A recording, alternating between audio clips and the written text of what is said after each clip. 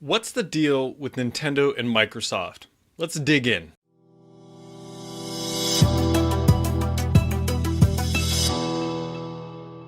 What's up, everybody, and welcome back to the channel. Brad here, and I have gotten a couple dozen DMs on Twitter, a couple of emails, and requests from everywhere talking about these Nintendo and Microsoft rumors that are flying around on the web. Everything from Halo is coming to the Switch to Microsoft is buying Nintendo and all sorts of other crazy things, and Game Pass going to Nintendo. Just everything is happening, and apparently Microsoft is buying Nintendo. No.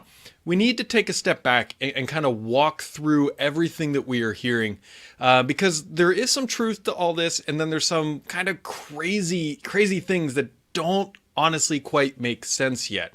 So here's right up front exactly what I know. People who are familiar with Microsoft's plans tell me that Microsoft and Nintendo are working on something. And that is all that I know. This is I know you'd love some more salacious details, but I don't want to come off as speculation or kind of logical thoughts as insider information. I know that something is going on and we're trying to figure it out, but people I think might be running down the wrong path here with some of this information. So let's talk about Game Pass on the Switch, because that is obviously where things start. Or, well, a lot of this rumors started. That makes sense. Let's talk about relationships while we're kind of in this bubble. Microsoft and Nintendo, while they are competing in a similar space, I don't look at them as true competitors from like a hardcore gaming audience perspective, right? The people that buy a Switch typically are either buying it standalone or as a complement. You don't see many people going to the store blindly going, should I buy an Xbox One or should I buy a Switch? No. It's usually that they're two separate audiences, or at least demographics. Now, people do definitely go to the store and say, should I buy a PlayStation or should I buy an Xbox? That is something that happens. So you can kind of look at Microsoft and Nintendo as complementary companies, realistically, at the end of the day. And people who buy a Switch, I don't think are taking away a sale from an Xbox, and vice versa. People buying an Xbox aren't taking away a sale from a Switch. So it would make sense that Microsoft and Nintendo would try to figure out a way to work together and make both of their products better at the same time, because underlying their core audiences, they're not true competitors in the same way that Microsoft and Sony are. So them working together isn't some awkward analogy like kissing your cousin or something like that. I think it makes a lot of sense on many different levels. Now, Game Pass on the Switch. Microsoft wants Game Pass everywhere. I've talked about this before. They want it on TVs. They want it on your cell phone. They want it on everything. So to hear Microsoft or rumors come out say that Game Pass is coming to the Switch, that shouldn't surprise anybody, because Microsoft would love that. Now the question becomes, would Nintendo allow it? Because again, that is a big deal, because that is a different revenue stream. Now granted, absolutely Nintendo would make money, I bet, from that monthly subscription. I realistically think that they do. But the question is, how can Microsoft and Nintendo potentially work together? I think it's fair to say that Microsoft has the best online platform. Xbox Live is better than PlayStation Network. I will die on that hill. There's things that PlayStation does that are better than Xbox, but Xbox Live is not one of them. Now, Nintendo's online service is the worst of the bunch. PlayStation Network is better than Nintendo's online service. I almost chuckle because it's really bad.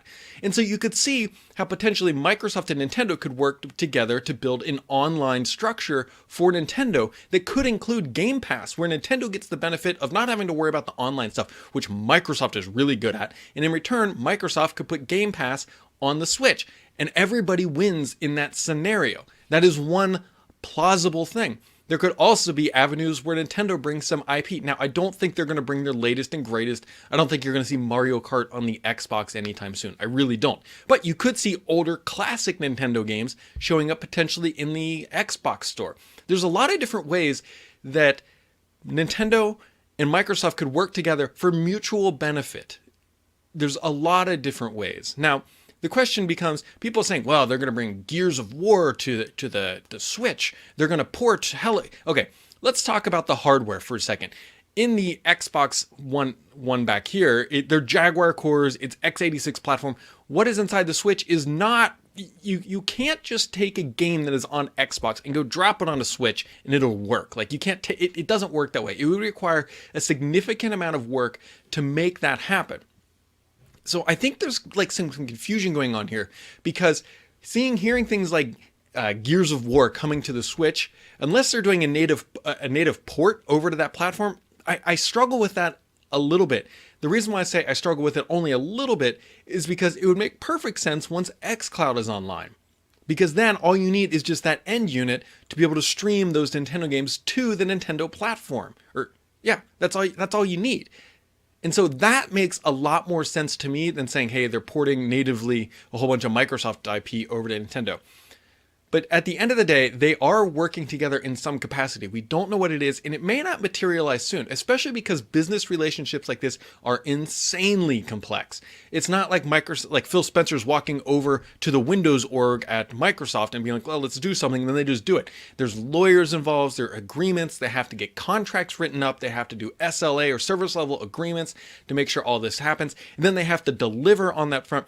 So there's one of two scenarios. Either we are going to see this materialize very quickly because they're at the end of the process and they're testing and all that, or we're not going to see it materialize for a little bit because they're at the very beginning, which I tend to think might be more realistic. I don't quite know, candidly.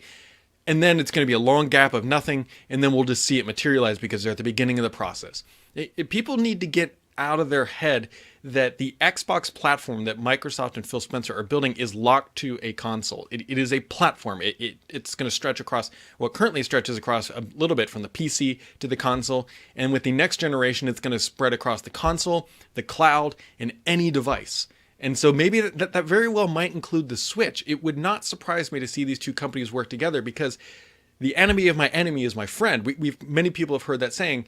And both for Nintendo and Microsoft, the enemy is Sony. And if those two companies can work together to help give them a better, realistic fight against Sony, who has a dominant lead in this generation, there's no question about it. It's a win-win for everybody.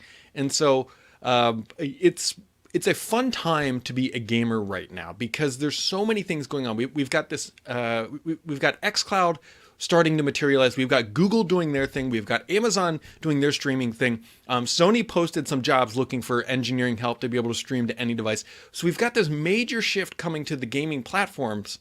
And then we've also got these new relationships that are budding, such as Microsoft and Nintendo. And it's all starting to kind of materialize around now. So it's a good time. And don't get too caught up if you're a PlayStation fan hearing Microsoft's doing good stuff. That benefits you as well, because the best thing that can happen is for the next generation console is that Sony sells 50 million and Microsoft sells 499,999 Xboxes.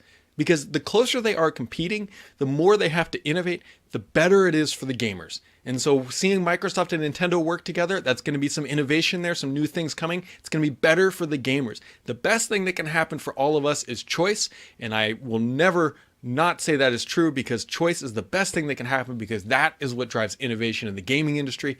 That's what I've heard about Nintendo.